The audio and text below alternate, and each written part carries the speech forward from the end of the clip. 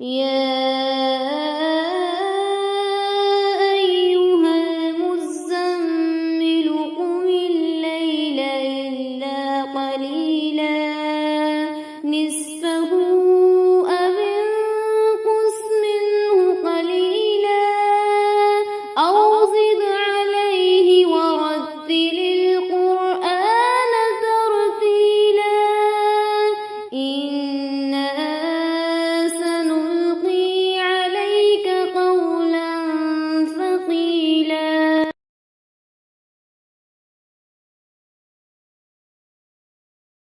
کریں گے انشاءاللہ. ربی اشرح لی صدری ویسر لی امری واحلل عقدۃ من لسانی یفقهوا قولی یا ایھا الذین آمنوا اتقوا اللہ وکونوا مع الصادقین. اے ایمان والو اللہ سے ڈرو اور ہمیشہ سچوں کے ساتھ رہو. ان آیات میں کیونکہ گزشتہ آیات سے ہم نے ایک لیسن لیا تھا. گزشتہ آیات کون سی تھیں؟ گزشتہ آیات میں غزوہ تبوک سے غیر حاضری کے سلسلے میں 3 حضرات صحابہ یعنی کعب بن مالک رضی اللہ تعالیٰ عنہ، حضرت حلال بن امیہ، حضرت مرارہ بن ربی رضی اللہ تعالیٰ عنہ کے واقعات کی طرف اشارہ کیا گیا تھا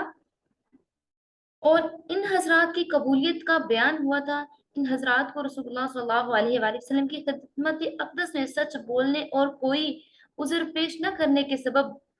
50 دن کی سختی تو ضرور برداشت کرنی پڑی مگر توبہ ان کی مقبول ہوئی. ان حضرات کے واقعہ سے جو نصیحت و سبق تمام مسلمانوں کو دینا منظور ہے وہ اس مختصر سی آیت میں بیان فرمایا گیا ہے، جس میں تمام ایمان والوں کو خطاب کر کے بتایا جا رہا ہے کہ اے ایمان والو، آپ کو چاہیے کہ اللہ کے غضب اور عقاب سے ڈرو اور ہمیشہ ان لوگوں کی جماعت میں شامل رہو جنہوں نے خلوص اور سچائی کو اختیار کیا اور اپنے طرز عمل سے ان سے جدا نہ ہونا پسند کیا. جیسا کہ آپ کو بھی چاہیے کہ آپ ان کے طرز عمل سے کبھی بھی جدا نہ ہوں. جیسا کہ تم میں سے اس جہاد میں بعض لوگوں نے غلطی سے ایسا کیا، گویا تقوی، صدق و اخلاص اختیار کرنے اور صادقین کے ساتھ کا حکم عامت المسلمین کو بھی دیا جا رہا ہے. جتنے عام مسلمان ہیں ان کو بھی دیا جا رہا ہے کہ آپ نے سچے لوگوں کے ساتھ رہنا ہے، سچ بولنا ہے، سچوں کے ساتھ شامل ہونا ہے، ہر وقت ہر حال میں صداقت کا اظہار کرنا ہے، اپنی باتوں کے ذریعے سے، اپنی حرکتوں کے ذریعے سے، ہر چیز میں، ہر حال میں صداقت کو آپ نے کبھی بھی ترک نہیں کرنا. یہاں اس آیت میں 2 چیزوں کا حکم دیا گیا ہے. ایک تو تقوی اختیار کرنا ہے، دوسرا صادقین یعنی سچے لوگوں کے ساتھ رہنا ہے، ان کا دوست بننا ہے، ان کے ساتھ زندگی گزارنی. انسان کا خاصہ یہ ہوتا ہے کہ اچھے سے اچھے نظریات اس پر بہت کم اثر انداز ہوتے ہیں، لیکن معمولی سے معمولی صحبت اس کو اپنا بنا لیا کرتی ہے. کوئی کتنا بھی اچھا ہو لیکن بس اس کو دیکھیں گے اور ٹھیک ہے، لیکن جب کسی کے ساتھ رہنا شروع کریں گے نا، کوئی اچھا ہوگا، جیسا وہ ہوگا، جیسے اس کی کمپنی ہوگی وہ آپ کو ویسا بنا دے گا. اگر تو آپ کی کمپنی اچھی ہے، آپ کے دوست احباب اچھے ہیں جن کے درمیان آپ اٹھتے بیٹھتے ہیں، وہ آپ پہ ضرور اثر انداز ہوگی، آپ اسی جیسا بن جائیں گے. ٹھیک ہے، تو اس لیے قرآن کریم فرما رہا ہے کہ آپ ہمیشہ تقوی اور پرہیزگاری کی دولت کے خواہش مند ہو تو پرہیزگار اور متقی لوگوں کی صحبت اور ان کی کمپنی کو جوائن کرو تو آپ بھی سچے اور متقی بن جائیں گے. حضرت ابن مسعود رضی اللہ تعالیٰ عنہ سے مروی ہے کہ جھوٹ نہ سنجیدگی کے طور پر بول سکتے ہیں نہ دل لگی کے طور پہ بول سکتے ہیں. اگر آپ کو کوئی بھی اس کے لیے دلیل چاہیے تو یہ آیت پڑھ لیجئے، یا ایھا الذین آمنوا اتقوا اللہ وکونوا مع الصادقین. اے ایمان والو اللہ سے ڈرو اور سچوں کے ساتھ رہو. پھر فرمایا کیا تم سمجھ سکتے ہو کہ کوئی بھی اس حکم سے الگ ہو سکتا ہے. ما كان لأهل المدينة ومن حولهم من الأعراب أن يتخلفوا عن رسول الله ولا يرغبوا بأنفسهم عن نفسه. مدینہ کے رہنے والوں کو اور جو دیہاتی ان کے ارد گرد ہیں، ان کو یہ ہرگز زیبا نہ تھا کہ رسول اللہ صلی اللہ علیہ وآلہ وسلم کا ساتھ نہ دیں اور نہ یہ کہ اپنی جان کو آپ کی جان سے عزیز سمجھیں. ذلك بأنهم لا يصيبهم ظمأ ولا نصب ولا مخمصة في سبيل الله ولا يطؤون موطئا يغيظ الكفار ولا ينالون من عدو نيلا إلا كتب لهم به عمل صالح. یہ اس سبب ہے کہ ان کو اللہ کی راہ میں جو پیاس لگی اور جو ان کو درماندگی پہنچی اور جو بھوک لگی اور جو چلنا چلے، اور کفار کے لیے یہ موجب غیظ ہوا، موجب غضب ہوا، اور دشمنوں کی جو کچھ خبر لی ان سب پر ان کے نام ایک ایک نیک نام لکھا گیا، ان کے لیے بہت بڑا اجر ہے۔ بھی عمل صالح، اگر انہوں نے ایک ایک تکلیف بھی برداشت کی ہے تو ان کی ایک ایک تکلیف کے عوض اللہ تعالیٰ نے ان کے لیے ایک ایک نیکی اور ایک ایک صالح عمل کو لکھ لیا ہے۔ ان اللہ لا یضیع اجر المحسنین، اللہ تعالیٰ مخلصین کا، محسنین کا اجر ضائع نہیں کرتے۔ ولا ينفقون نفقة صغيرة ولا كبيرة ولا يقطعون واديا إلا كتب لهم، اور جو کچھ چھوٹا بڑا انہوں نے خرچ کیا اور جتنے میدان ان کو طے کرنا پڑے یہ سب بھی ان کے نام کے ساتھ لکھا گیا ہے۔ لیجزیہم اللہ احسن ما كانوا يعملون، تاکہ اللہ تعالیٰ ان کو ان کے کاموں کا اچھا سا بدلہ دے دے۔ اب چونکہ غزوہ تبوک میں مدینہ اور اس کے ارد گرد کے مسلمانوں کو جہاد پر چلنے کی عام دعوت دی گئی تھی، اور دور کے رہنے والے مسلمانوں کو بھی عمومی دعوت نامے نہیں بھیجے گئے تھے، اس لیے خصوصیت کے ساتھ مدینہ اور اس کے اطراف جتنے بھی گاؤں وغیرہ تھے ان کے متعلق ان آیات میں ارشاد فرمایا جا رہا ہے اور بتایا جا رہا ہے کہ تمہیں اللہ کے راستے میں رسول اللہ صلی اللہ علیہ وآلہ وسلم کے ساتھ محنت و مشقت اور دل جمی کے ساتھ، خلوص کے ساتھ شریک ہونا چاہیے تھا۔ یہ کسی طرح مناسب اور زیبا نہیں کہ اللہ کے رسول تو آرام چھوڑ کر خود بنفس نفیس خود جہاد پر تشریف لے جائیں اور اللہ کی رضامندی حاصل کرنے کے لیے سختیاں اٹھائیں، اور آپ لوگ آرام سے گھروں کے اندر آرام طلبی اور آسانی کے لیے بیٹھ کر کھانے پینے اور راحت اور آرام میں مشغول رہیں۔ حدیث میں ایک صحابی ابو خیسمہ رضی اللہ تعالیٰ عنہ کا واقعہ بیان فرمایا جا رہا ہے کہ ایک صحابی ابو خیسمہ رضی اللہ تعالیٰ عنہ غزوہ تبوک میں پیچھے رہ گئے تھے۔ رسول اللہ صلی اللہ علیہ وآلہ وسلم کی روانگی کے بعد اپنے باغ میں گئے، وہاں خوشگوار سا سایہ تھا اور ان کی حسین و جمیل بیوی بھی سامنے موجود تھی۔ انہوں نے پانی چھڑک کر خوب زمین کو ٹھنڈا کیا، چٹائی کا فرش اس کے اوپر لگایا، تازہ کھجوروں کے خوشے سامنے رکھے اور انہیں پھر پانی بھی پیش کیا گیا اپنی بیوی کی طرف سے۔ ان کی بیوی نے ان کے لیے سارا سامان کیا، تازہ کھجوریں ان کے سامنے رکھی، چٹائی ان کے سامنے بچھا دی اور وہاں پہ زمین پہ پانی کا چھڑکاؤ کیا۔ ایک اچھا سا منظر اور ماحول سا بن گیا۔ یہ سامان عیش اور راحت و آرام دیکھ کر حضرت ابو خیسمہ رضی اللہ تعالیٰ عنہ کے دل میں دفتن ایک بجلی سی دوڑ گئی۔ بولے مجھے لعنت ہے اس زندگی پر کہ میں خوشگوار سائے، ٹھنڈے پانی، باغ و بہار کے مزے لوٹ رہا ہوں اور اللہ کے رسول ایسی گرمی میں اور تشنگی کے عالم میں سفر کو طے کر رہے ہیں۔ یہ خیال آتے ہی فوراً سے سواری منگوائی، تلوار لی، نیزہ سنبھالا اور رسول اللہ صلی اللہ علیہ وسلم کے نقش قدم پر چل نکلے۔ اونٹنی تیز ہوا کی طرح چل رہی تھی، آخر لشکر کو جا پکڑا۔ رسول اللہ صلی اللہ علیہ وسلم نے دور سے دیکھا کہ کوئی اونٹنی سوار ریت کے ٹیلے جو ہیں ان کے برابر چلتا ہوا آ رہا ہے بہت تیزی کے ساتھ۔ حضور صلی اللہ علیہ وسلم نے فرمایا آپ ابو خیسمہ رضی اللہ تعالیٰ عنہ۔ تھوڑی ہی دیر میں سب نے دیکھ لیا کہ یہ تو حضرت ابو خیسمہ رضی اللہ تعالیٰ عنہ تھے۔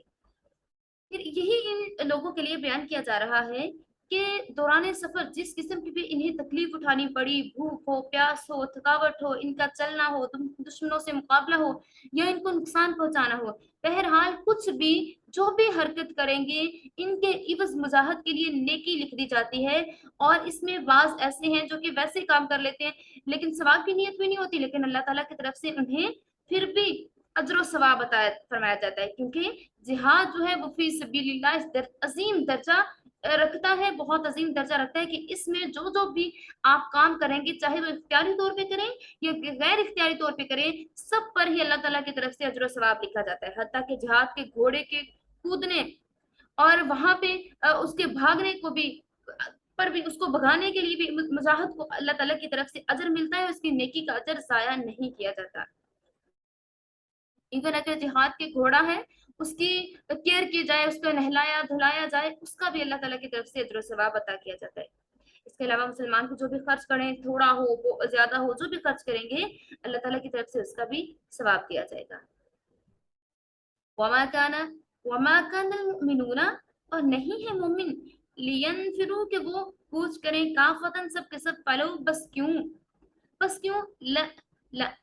لا نفر نہ کوچ کرے، من سے کل فرقتن ہر گروہ منہم ان سے طائفتن ایک جماعت لیتفقہوا فی الدین تاکہ وہ سمجھ لیں دین میں ولینذروا اور تاکہ وہ ڈرائیں قومہم اپنی قوم کو اذا رجعوا جب وہ لوٹیں الیہم ان کی طرف لعلہم تاکہ وہ یحذرون اس سے بچتے رہیں۔ اور مسلمانوں کو یہ نہ چاہیے کہ سب کے سب نکل کھڑے ہوں، سو ایسا کیوں نہ کیا جائے کہ ان کی ہر جماعت ہر بڑی جماعت میں سے ایک چھوٹی جماعت جایا کرے تاکہ باقی رہ جانے والے لوگ دین کی سمجھ حاصل کرتے رہیں، تاکہ یہ لوگ اپنی قوم کو جب وہ ان کے پاس آئیں وہ ان کو ڈرائیں اور ان کو احتیاط دلائیں۔ اس سورہ توبہ میں غزوہ تبوک کا ذکر بڑی اہمیت سے مسلسل ہوتا چلا آ رہا ہے، جس میں رسول اللہ صلی اللہ علیہ وآلہ وسلم کی طرف سے اعلان عام اور حکم عام فرمایا گیا تھا کہ سب مسلمان اس غزوہ میں شریک ہوں گے۔ اس لیے اس حکم کی خلاف ورزی بلا کسی صحیح عذر کے کسی مسلمان کے لیے جائز نہ تھی، اور جو خلاف ورزی میں مبتلا ہوئے جن میں زیادہ تر منافقین تھے ان کو جہاد سے پیچھے رہ جانے پر ملامت کی گئی اور ان کے لیے سخت قسم کی وعیدیں سنائی گئی۔ تو ان تمام تر واقعات سے یہ سمجھا جا سکتا ہے کہ اب ہر جہاد اور غزوہ میں سبھی مسلمانوں کا نکلنا فرض ہے۔ اس لیے غزوہ تبوک کے بعد جب کسی موقع پر رسول اللہ صلی اللہ علیہ وآلہ وسلم نے جہاد کے لیے نکلنے کا کہا تو سب لوگ کھڑے ہو گئے۔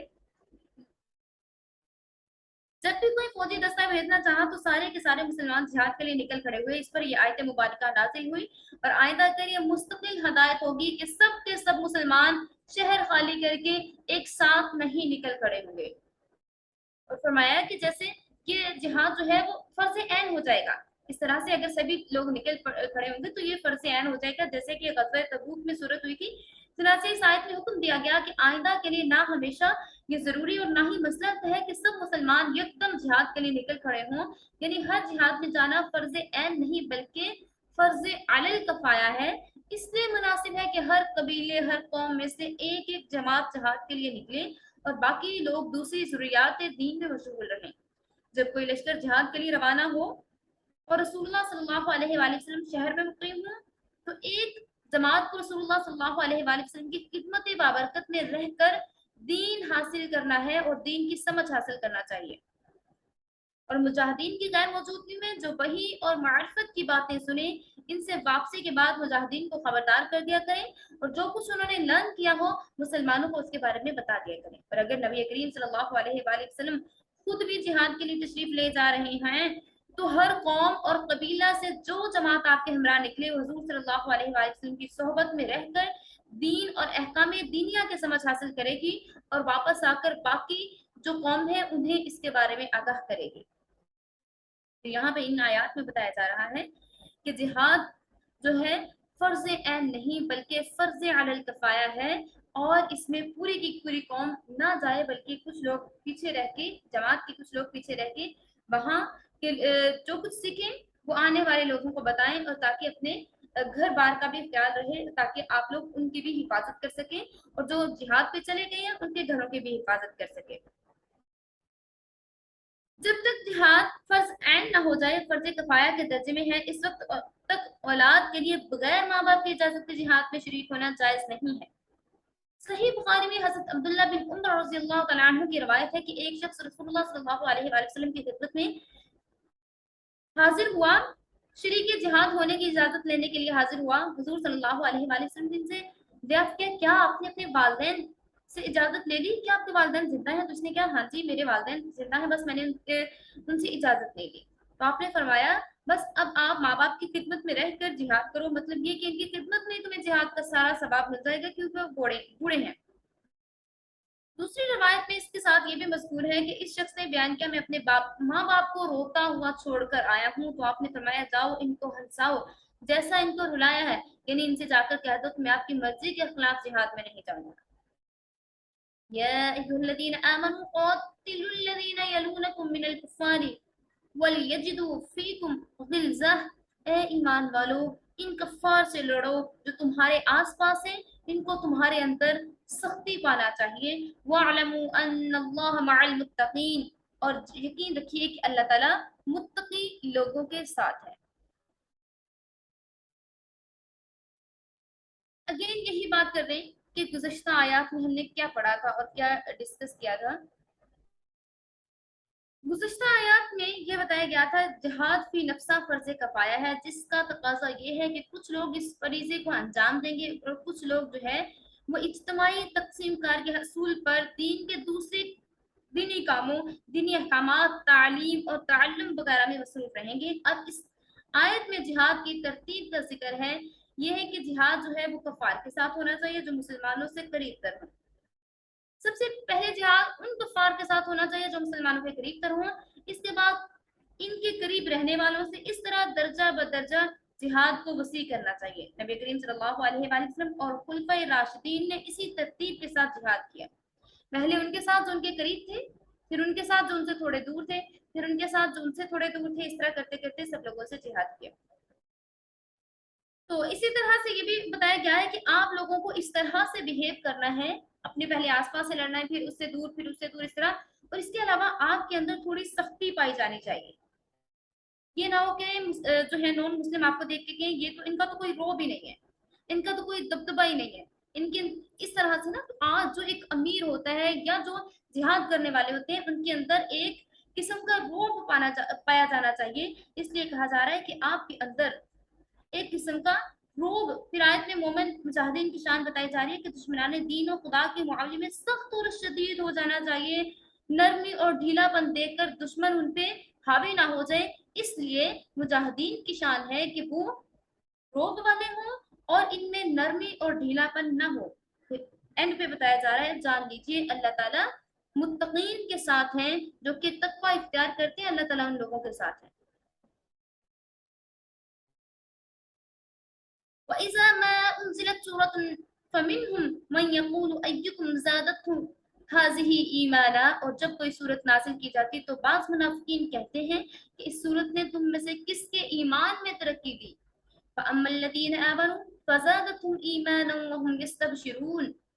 सो जो लोग ईमानदार हैं इस सूरत ने इनके ईमान में तरक्की दी है और वो इसमें खुश हो रहे हैं। वअम्मल्लज़ीना फ़ी क़ुलूबिहिम मरज़ुन फ़ज़ादतहुम रिजसन इला रिजसिहिम वमातू वहुम काफ़िरून। और जिनके दिलों में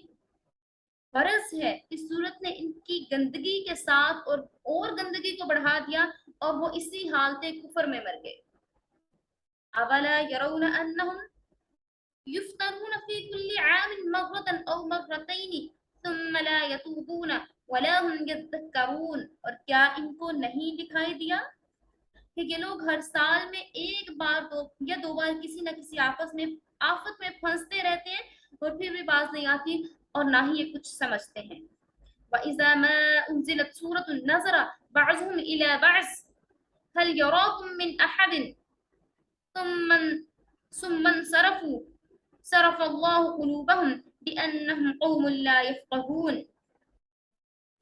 और जब कोई सूरत नाजिल की जाती है तो एक दूसरे की तरफ देखना शुरू हो जाते हैं। जब तुमको कोई दिखाई तो नहीं देता फिर चल देते हैं। अल्लाह ताला ने इनको दिल को फेर दिया इस वजह से, क्योंकि ये महज बेसमझ किस्म के लोग हैं।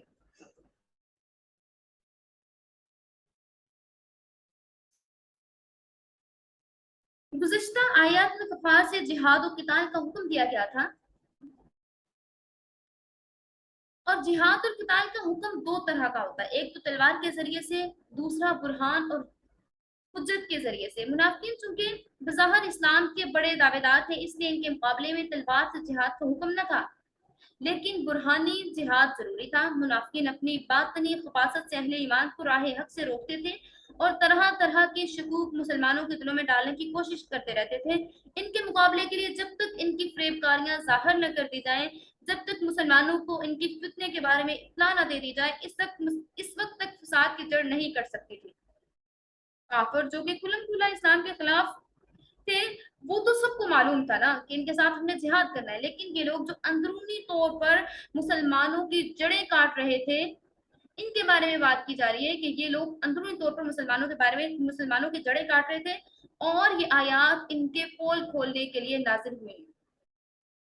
आम कायदा ये था कि जब कोई सूरत नाजिल होती तो रसूलुल्लाह सल्लल्लाहु अलैहि वसल्लम मुसलमानों के इज्तिमा का ऐलान करते, फिर मजमाए आम में इस सूरत को खुतबा के तौर पर तिलावत फरमाते और इस मजलिस में अहले ईमान का हाल तो ये होता था कि हमतन गोश हो जाते, ऐसे कान लगा के सुना करते, ऐसे करीब होके सुना करते, और अगर कोई बात भी करता तो फौरन से उसको टोक दिया करते कि तिलावत कुरान पाक की जा रही है और नई सूरत नाजिल हुई है, इसको बड़े गौर और तवज्जो के साथ सुनना है। ठीक है, लेकिन जो मुनाफिकीन होते थे उनका रंग और ढंग ही कुछ और होता था। वो मजलिस में आ तो इसलिए जाते थे, हाजिरी तो उनके लिए जरूरी थी कि ये ना हो कि इन लोगों के सामने हमारी हकीकत खुल के आ जाए, इसलिए वो वहां पे बैठते भी, लेकिन उनको कोई दिलचस्पी नहीं होती थी, नहायत बददिली के साथ उकताए हुए बैठे रहा करते, और अपने आप को हाजरीन में शुमार करा लेने के बाद इन्हें बस यही फिक्र लगी रहती थी कि किसी ना किसी तरह जल्दी से जल्दी यहाँ से भाग जाए, और इन्हीं मुनाफिकीन का हाल इन आयात में बयान करवाया गया है। बताया जाता है कि जब कुरान पाक का कोई जदीद नया हिस्सा नाजिल होता तो मुनाफिकीन बड़े भूले भाले जो मुसलमान होते थे ना, या सादा दिल मुसलमान होते थे, गरीब मुसलमान होते थे, उनसे कहते थे, क्यों साहब तुम में से किस किस का ईमान इस सूरत ने ताजा कर दिया है, किस किस सूरत किस किस का ईमान इस सूरत ने बढ़ा दिया है, मतलब ये कि माअज़ल्लाह इस सूरत में रखा ही क्या है, कौन से हकायक और मुआरफ हैं जो ईमान और यकीन की तरक्की का मौजब हो। माअज़ल्लाह, अल्लाह ताला ने इसका जवाब बेशक कलाम इलाही इस तरह से दिया है कि बेशक जो कलाम इलाही है वो सुनकर मोमिनीन का ईमान ताजा और तरक्की भी होती है उनके ईमान में, और इनके दिलों में फरहत, खुशी और रूहों में सुरूर भी पैदा होता है। हाँ, जिनके दिलों में कुफ्र और नफाक की बीमारी और गंदगी है, इनकी बीमारी और गंदगी में इजाफा हो जाता है, हत्ता कि ये बीमारी इनकी जान लेकर ही छोड़ती है। तो ये अपने अपने ज़र्फ़ काबिलियत का इख्तलाफ है, और सेहत और मर्ज का इख्तलाफ है। जिसकी रूहें सईद हैं इनको कुरानी आयात से मजीद कुव्वत ईमानी हासिल होती है, लेकिन जिनके दिलों में बीमारी है और जिनकी रूहें नापाक हैं, इनको इस कुरानी पाकीज़ा रूह पाकीज़ा जो उनको एक ग़ज़ा दी जा रही है, उसे बजाय फ़ायदे के नुकसान होता है। इनकी रूहानी मर्ज़ और कुफ़्र की ख़बासत में और ज़्यादा ज़्यादती हो जाती है। फिर आगे मुनाफिकीन की बेहिसी बयान की जा रही है कि हर साल कम अज़ कम 1-2 मरतबा इन मुनाफिकीन को फितना और आजमाइश में डाला जाता है, मसलन कहत, बीमारी वगैरह किसी आफत, अर्जी और समावी में मुबतला होते हैं। ये पैगम्बर अलैहिस्सलाम की जुबानी इनका निफाक ऐलानिया तौर पर जाहिर करके इन्हें रुस्वा किया जाता है, या जंग और जिहाद के वक्त इनकी बुज़दिली बेनकाब कर दी जाती है, मगर वो ऐसे बेहया और बदबातन वाक़या हुए हैं कि फिर भी वो टस से मस नहीं होते, न पिछली खताओं से तौबा करते हैं, न आइंदा आने वाली नसीहत को पकड़ते हैं। और फिर कुछ ऐसे भी हैं ईमानदार कि उनका ईमान बढ़ जाता है जब वो कोई भी नई सूरत सुनते हैं, फज़ादतहुम ईमाना, तो उनका ईमान बढ़ जाता है, और ये कुरान का सुनना इनके ईमान को तरक्की देता है। इससे मालूम होता है कि आयाते कुरानिया की तिलावत सुनने से ईमान में तरक्की और ज्यादती होती है। ये ज्यादती नूरे ईमान और हलावत ईमान की होती है, जिसका असर ये होता है कि इंसान को अल्लाह और रसूलुल्लाह सल्लल्लाहु अलैहि वसल्लम की अताअत करना आसान लगना शुरू हो जाता है, इबादत में लज्जत महसूस होना शुरू हो जाती है, गुनाहों से नफरत पैदा होना शुरू हो जाती है। हजरत अली रज़ी अल्लाह तआला अन्हु ने फरमाया कि ईमान जब कल्ब में आता है, दिल में आता है, तो एक सफेद नूरानी नुक्ते की मानिंद होता है, एक डॉट की तरह से होता है, व्हाइट डॉट की तरह से। फिर जैसे जैसे ईमान में तरक्की होती है तो ये सफेदी बढ़ती जाती है, और यहाँ तक कि सारा दिल जो है वो नूरानी हो जाता है, बिल्कुल सफेद हो जाता है। इसी तरह कुफ्र और नफाक शुरू में एक ब्लैक डॉट की तरह से होते हैं, स्याह डॉट की तरह से होते हैं, दिल पे लगते हैं तो जैसे जैसे ब्लैक डॉट दिल पे लगते चले जाते हैं, उसी उसी तरह से गुनाहों में इजाफा होता जाता है, कुफर की शिद्दत बढ़ती चली जाती है। जैसे जैसे ये डॉट फैलता है ब्लैक, इसी तरह से पूरा दिल जब स्याह हो जाता है, तो ऐसे दिल हैं जिनके बारे में कहा जाता है सुम्मुन बुकमुन उम्युन फहुम ला यरजिऊन, कि वो लौटने वाले नहीं है, उन पे ना अच्छाई का असर होगा ना बुराई का असर होगा, और ये ऐसे लोग हैं जो बिल्कुल पलटने वाले नहीं है। लक़द जाअकुम रसूलुम मिन अनफुसिकुम अज़ीज़ुन अलैहि मा अनित्तुम हरीसुन अलैकुम बिल मुमिनीना रऊफ़ुर रहीम। तुम्हारे पास ऐसे पैगंबर तशरीफ लाए जो तुम्हारी जिन्स में से हैं, जिनको तुम्हारी मुसरत की बातें नहायत गिरा गुजरती हैं, जो तुम्हारी लिए नफ़े के बड़े ख्वाहिशमंद रहते हैं। बिल मुमिनीना रऊफ़ुर रहीम, वो ईमानदारों के साथ बड़े ही शफीक व मेहरबान हैं। फ़इन तवल्लौ फ़कुल हस्बी अल्लाह, फिर अगर रोगरदानी करें तो आप कह दीजिए मेरे लिए काफ़ी है अल्लाह ताला, ला इलाहा इल्ला हु, इसके सिवा कोई माबूद होने के लायक नहीं है,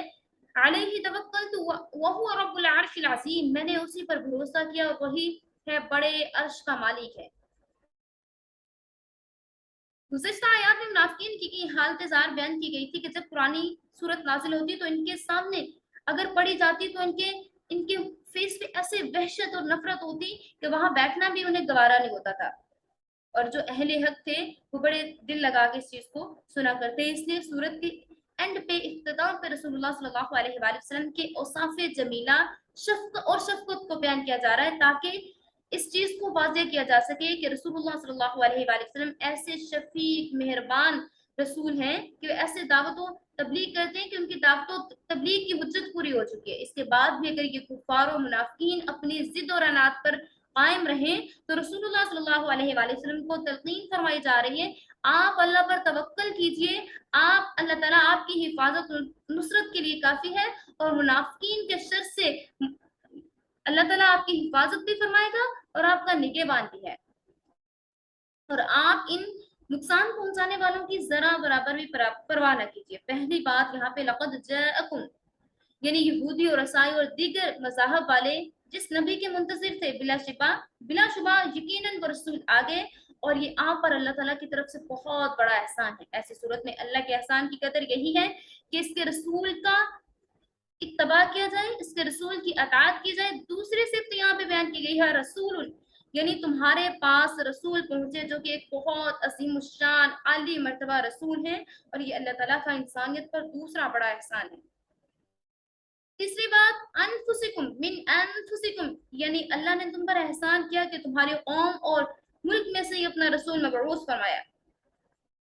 और ये शर्फ अरब के अलावा किसी कौम को हासिल हो जाता, मगर अल्लाह ताला ने अपनी रहमत से अरबों को ये शर्फ अता फरमाया कि आपके अंदर ही एक नबी को मबऊस फरमाया। चौथी बात अजीजुन अलैहि मा अनितुम, यानी ये अल्लाह का चौथा एहसान है, इसने ऐसे रसूल को मबऊस फरमाया जो कि आपका दिली दर्दमंद और खैर खा है। जो चीज तुम्हें तकलीफ का और जरर पहुंचाती है, जैसे कि काफरों का कुफर करना, मुशरकों का शिरक करना, मुनाफिकों का नफाक करना, गुनाहगारों का गुनाह करना, ये सब उन रसूलुल्लाह सल्लल्लाहु अलैहि वसल्लम पर भी सख्त गर्म गुजरता है और उन्हें तकलीफ महसूस होती है। और वो चीज जो दुनिया और दीन में तुम्हारी हलाकत और बर्बादी का बास हो, वो चीज उनके लिए वो चीज उन्हें बड़ा तकलीफ पहुंचाती है। रसूलुल्लाह सल्लल्लाहु अलैहि वसल्लम इस चीज से बेचैन हो जाते हैं कि आप लोग हलाकत का शिकार हो या आप बर्बादी का शिकार हो। पांचवी सिर्फ हरीसुन अलैकुम, यानी ये अल्लाह का पांचवा एहसान है कि वो रसूल तुम्हारे रफीक और शफीक हैं। इनकी शफकत का आलम ये है, हालत ये है गोया वो तुम्हारी भलाई और हदायत के लिए बड़े ही हरीस हैं कि आप लोगों अल्लाह ताला से दुआएं करते रहते हैं और बहुत एफर्ट आपसे कराते हैं कि आप एफर्ट करें और जन्नत हासिल करें। छठी बात बिलमुमिनीन रऊफुर रहीम, यानी अल्लाह का छठा एहसान ये है कि रसूल अगरचे तमाम कायनात इंसान के लिए खैर खा हैं, मगर खसूसियत के साथ वो अहले ईमान पर मेहरबान भी हैं, रहीम और करीम भी हैं, मोमनों के खास तौर पर हमदर्द हैं, उनके दोस्त हैं, हद दर्जा मेहरबान भी हैं।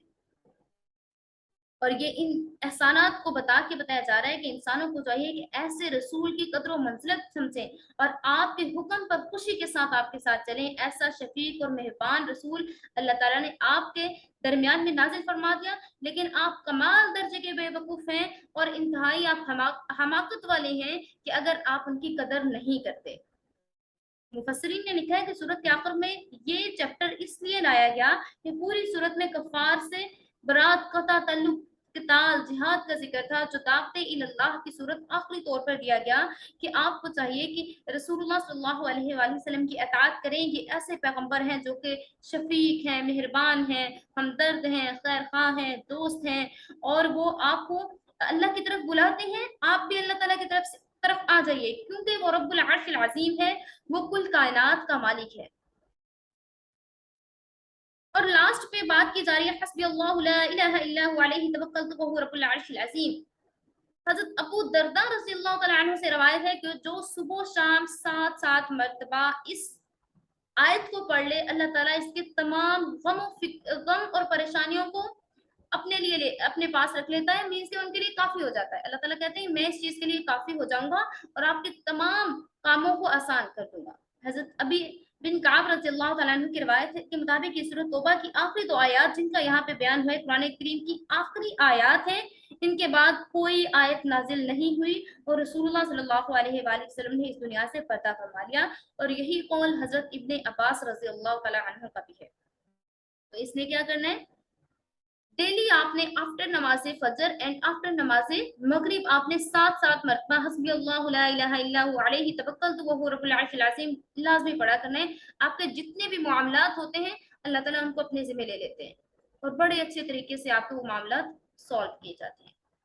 तो अल्लाह ताला से दुआ करते हैं कि अल्लाह ताला का बेइंतहा शुक्र और एहसान है कि इसने हमें इस्लाम जैसा दीन, कुरान जैसी किताब, सैयदना मोहम्मद रफ़ी सल्लल्लाहु अलैहि वसल्लम जैसे नबी अता फरमाए। और हम अल्लाह ताला का शुक्र अदा करते हैं कि अल्लाह ताला ने हमें अपने नेमतों से सरशार फरमाया। अल्लाह ताला ने इतनी नेमतें हमें अता फरमाई, इस्लाम अता फरमाया, कुरान अता फरमाया, मोहम्मद रफ़ी सल्लल्लाहु अलैहि वसल्लम अता फरमाए और हमें नबी करीम सल्लल्लाहु अलैहि वसल्लम का उम्मती बनाया। हम दुआ करते हैं कि ए अल्लाह हमें रसूलुल्लाह सल्लल्लाहु अलैहि वसल्लम का पक्का सच्चा वफादार उम्मती बनकर जिंदा रखिएगा और इसी पे हमें मौत अता फरमाइएगा। और ए अल्लाह इस सूरत में हमने जो कुछ पढ़ा, सुना,